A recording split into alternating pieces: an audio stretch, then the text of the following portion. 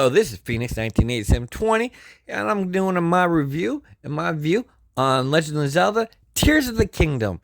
And again, this is my review, so you don't like it, go get bent. So, when I was so pumped when I first saw all the Tears of the Kingdom trailers, except for the last one. Last one made me a little iffy, but I'm a huge Zelda fan, so I had to go get that. That was day one buy for me. I already had a pre-order paid off before it even came out. That's not the point. So I threw the damn thing in, did the patch update like I was supposed to be doing, and started playing it. And it took me a really long time to get into the game. It just, I don't know if the game moves slower than the last one, but it took me a while. Now, granted, once I got into the game and the game started flowing a lot better, maybe it was just rough period at the first. It started flowing a lot better. The storyline was pretty damn good. I really, really enjoyed the storyline. Now, granted, for me, the storyline was a little bit shorter than Breath of the Wild, but Tears of the Kingdom, its shit was dope. Tears of the Kingdom are a really good storyline, but Breath of the Wild had a longer story. What made Tears of the Kingdom difference between Breath of the Wild, and this is really where I think, is you don't have Tears of the Kingdom, you don't have Guardians, you have 4 dungeons. Exactly the same. You're getting the spirits of those 4 characters. Just like you did with the Guardians in the other game, you beat those 4 Guardians and you got the characters. Spirits or whatever you want. It's all the same. Shrines. There's a shitload more shrines to do. Shitload. There's more on the ground. You got some in the underground. You got some in the sky. I think there's like a total of let's see, there's 150 on the middle ground, 120 on the bottom ground. So that's 270, and there's 30 up there. Yeah, there's 200 shrines, roughly 200 shrines in total in the game. Actually, wait, I'm doing bad math. 300 shrines. Wow. But the game overall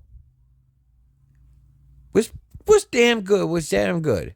Now the music was straight scenes straight across. It was just an evolution rise for the music. It's just the music was really good in the first one, and then it got a lot better. Controls, man, they same. They didn't change. The only thing that changed mechanically in this game was you could fuse stuff together. If it was material together to get from one area to the next, or if it's a fusing items to your swords to make your swords or weapons more powerful, or on your shield to make things go funny. That shit. Now, granted, the side missions on this, there was a lot more side missions. There was a lot more of everything to do in this game, but the storyline. And there's nothing nobody can do with that storyline being the way that it is, that was written. Like I said, it took me a really long time to get into this game, but once I was able to get into this game, then it took me. Usually when it comes to the Zelda game, I pop it in, bam, right away it takes me off to this wonderful. This one didn't. It was very interesting overall, and how the stories rose, and how they flipped it in the multiverse that they've used in this Zelda game, because they literally just took Breath of the Wild and Tears of the Kingdom and put it in its own universe. It is separate universe. And I don't care what Nintendo says, but they made Breath of the Wild, Tears of the Kingdom separate. Now, where a lot of people that I've talked to is hoping for a third game. Yes, a third game. That they would have a chance, if there was a third game in there, to complete the trilogy, to make this one of the best series there is the Legend of Zelda Breath of the Wild series. Now, third game would be freaking awesome.